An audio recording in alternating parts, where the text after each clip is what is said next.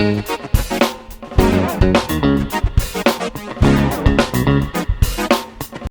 the meathi bundi recipe, we will take a cup of besan gram flour.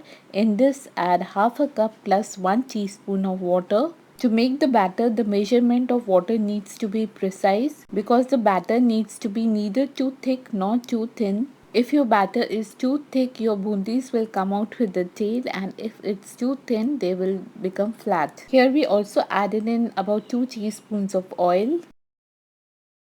Make a smooth lump-free batter. Check in the consistency of the batter. It should be like this. The batter drops in one flow, that means it has a pouring consistency. Now for the bundi, we will make a sugar syrup. For that we have taken 1 cup of sugar. In this we will add a cup of water. Keep it over a low, stirring in between till the sugar melts completely. After the sugar melts completely, give it a boil over a medium for a minute, adding about a tablespoon of lemon juice in this, which will help to avoid the crystallization of the sugar. To flavor the sugar syrup, add half a teaspoon of green cardamom powder. Also add a pinch or a drop of orange food color. Here, if you want, you can even add few strands of saffron. Here we are not looking for any kind of a consistency of the sugar syrup. It should be just sticky or feeling oily. Now moving on, we have already kept our ghee to heat. Instead of ghee, you can even use oil. To test the batter, drop a drop of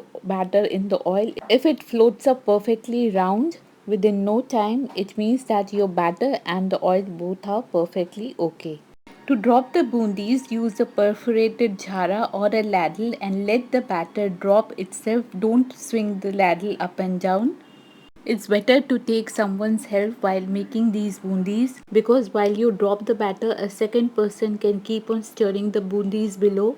As we don't want bundis to get over fried, we need to fry them just for 30 seconds over a medium heat so that they don't get crisp and dark in color. And then strain out, removing the excess oil, and then immediately drop it into the warm sugar syrup.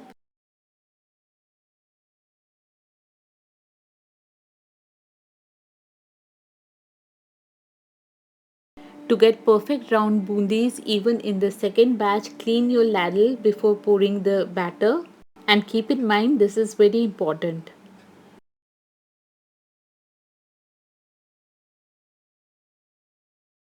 We are adding here 1/4 cup of broken cashews, kaju, and 1/4 cup of melon seeds. This is optional. And then give it a light mix.